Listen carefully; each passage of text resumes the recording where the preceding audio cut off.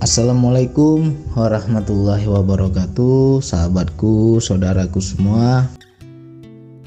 Setan itu kan ada dua, satu dari golongan jin, satu lagi dari golongan manusia. Jadi kita jangan suka mencari setan yang jin, jangan kita cari tahu. Setan yang wilayah jin itu nggak usah kita cari tahu. Jadi kalau kita betul-betul mau mengenali diri, kenalilah setan diri kita sendiri. Apa itu setan diri kita yang manusia, Bang? Nafsu kita. Jadi orang yang mengikuti nafsu, jelas orang itu sudah jadi setan, ya. Jadi kalau kita mau ngomong dari kita lahir sampai sekarang, pernah nggak kita mengikuti nafsu? Wah, udah berkali-kali, Bang. Ya berarti kan masih sering juga jadi setan kan? Jadi jangan pernah kita merasa suci, jangan pernah kita merasa bersih, ya. Kita bukan malaikat. Kalau malaikat nggak ada nafsu, kalau kita ini ada nafsu. Jadi sebentar jadi orang beriman, sebentar lagi jadi setan. Bolak-balik itu tiap hari itu, ya. Kadang pagi zikir, sore jadi setan lah dia. Kenapa bisa jadi setan? Istrinya ngomel-ngomel, akhirnya jadi setan dia, ya kan? Nggak sabar dia istrinya ngomel. Itu kan karena apa? Nafsu tadi. Jadi kalau ngomong-ngomong nafsu, ya di sini yang harus kita pelajari. Setiap manusia tuh memiliki nafsu. Nafsu itu selalu mengajak kepada keburukan, ya. Selalu mengajak pada keburukan. Jadi halus nih nafsunya orang orang yang nggak beriman dengan nafsunya orang beriman, itu beda. Nafsunya orang ahli maksiat dengan nafsunya ahli ibadah beda. Bedanya bagaimana, Bang? Kalau ahli maksiat, dia itu akan selalu dibisiki yang buruk-buruk, ya kan?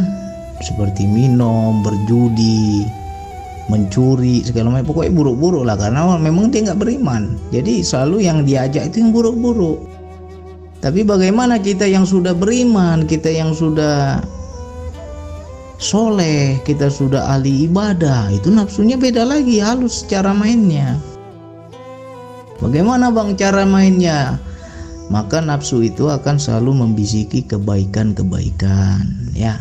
Bertolak belakang kan, tadi suruh aja yang buruk-buruk, kalau ini suruh aja yang baik-baik. Tapi di situ dia sisip, ya. Sehingga kita timbul merasa diri, itu yang bahaya. Kita sholat di masjid, di situ timbul kita merasa aku nih ahli sholat.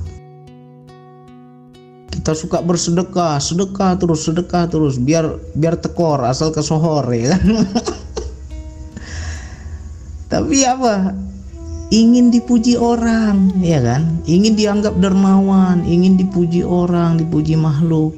Emang perbuatannya baik, nggak salah perbuatannya. Cuman nafsu nggak tinggal diam.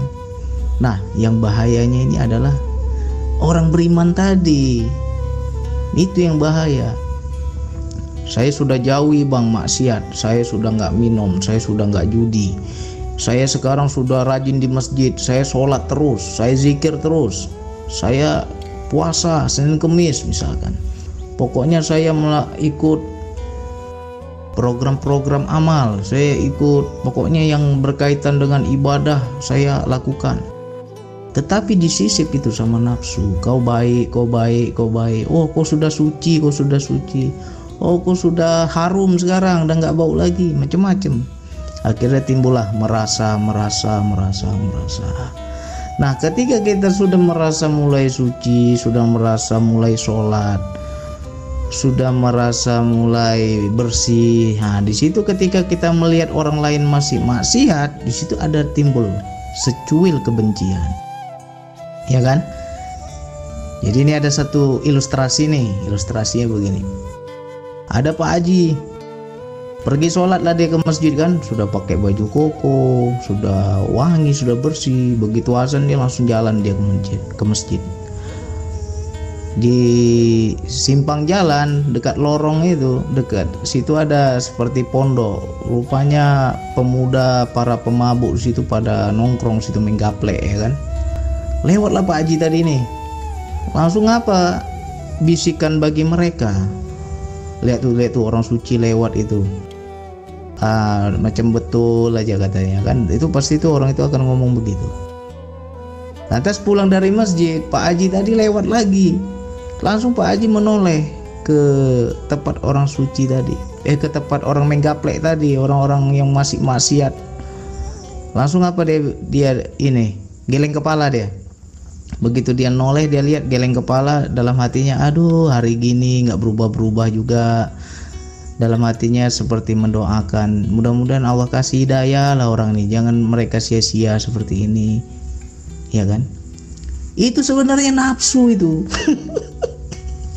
Nafsu itu karena apa? Pak Haji tadi udah merasa bersih dan melihat orang lain masih kotor, dia doakan pula lagi kan?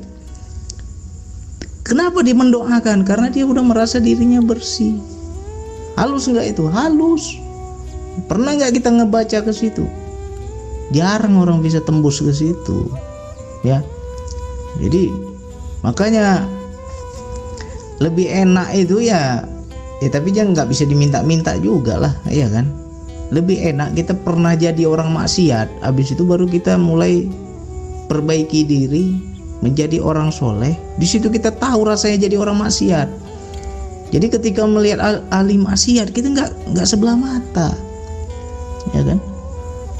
Nah ini yang halus ini wilayah hati nih, wilayah hati. Orang yang belum bersih ngejek yang bersih, orang yang sudah bersih ngejek juga yang belum bersih, ya kan? Sama aja. Nafsu itu selalu ada, ya kan? Geleng kepala Pak Haji lihatnya, aduh anak ini hari gini masih main gaplek, bukan dia pergi ke masjid, bukan dia sholat, dilihat lagi di situ bertaburan pula botol tua, ya kan? Ya, pernah pasti teman-teman merasakan hal seperti itu, pasti pernah. Ya, risih, jijik, apalagi nggak nyaman, ya kan? Karena apa? Kita merasa diri kita bersih. Dan disitulah tipu daya setan yang sangat halus. Jadi bukan kita bilang setan itu jin, jangan, itu beda lagi. Nafsu kita ini pun setan, ya. Kalau kita ikutin jadi setan kita. Nah, wilayah ini harus bisa kita kenali. Kalau kita misalnya dibisikin yang baik, yang buruk-buruk, kita tuh cepat hafal. Ya Allah aku diajak begini, ya Allah aku diajak begitu, ya Allah aku disuruh ini disuruh itu, tapi nggak kuat aku lawan, ya Allah besar kali dorongannya, nggak kuasa aku, ya Allah, ya kan? Nyesal kita waktu ngelakuin, kita udah tahu salah tapi kita lakukan juga karena apa? Nggak kuat, kita tolak, ya kan? Udah selesai baru nyesal. Nah, berarti di situ bahwa diri kita tuh sebenarnya sudah ada yang namanya furqan, pembeda mana benar mana salah. Tapi kenapa yang salah tetap kita lakukan? Karena kita tak berdaya menolak nafsu, ya kan? Kalau yang diajak yang buruk-buruk semua orang paham, tapi ketika nafsu yang baik-baik ini yang bahaya ini. Ini paling banyak menyerang orang soleh, ahli ibadah, orang suci, ya. Pokoknya ahli zikir, ulama, wah apalagi sudah titel ustadz, kiai segala macam, itu makin, kalau kita bilang ngeri kali lah itu nafsunya itu, ya. Mungkin dia tidak mengajak pada yang buruk-buruk, tapi halus permainan dia itu, halus. Jadi kita semua itu tetap ada, yang namanya orang hidup pasti punya nafsu lah. Ya, jadi kita jangan pernah merasa aman, merasa bersih, merasa sudah nggak tergoda lagi. Namanya manusia, ya pasti ada aja. Tinggal bagaimana kita selalu bermohon kepada Allah, ya Allah lindungi aku, ya Allah, nafsu ini berat, ya Allah, kadang nggak kuat aku, minta perlindungan terus sama Allah. Kalau kita sudah kenal enak, kita bisa minta perlindungan sama Allah. Tapi yang nggak kenal ini kan yang nggak kenal ini yang bahaya. Dipuji orang sedikit, woi naik kuping kita. Dipuji orang sedikit, mekar hidung kita kan. Dipuji orang sedikit, woi makin jadi kita. Padahal nggak tahu kita itu nafsu semua di situ. Ya. Jadi ini untuk siapapun, untuk teman-teman, untuk saya juga. Kenapa saya selalu ngomong yang pahit-pahit? Kalau saya itu melenceng, saya ingat bahwa saya pernah ngomong kan gitu. Ini untuk saya juga sebenarnya. Ya.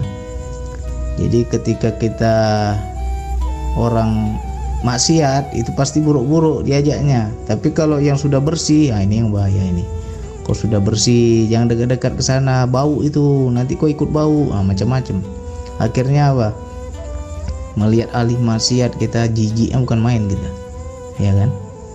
Karena apa? Udah beda makomnya, udah beda frekuensinya, udah merasa kita udah bersih. Di situ kita melihat mereka, ya hina aja pandangan kita, ya kan? Karena apa? Sudah ada merasa diri tadi itu. Jadi siapapun di sini ya pasti pernah kena ini.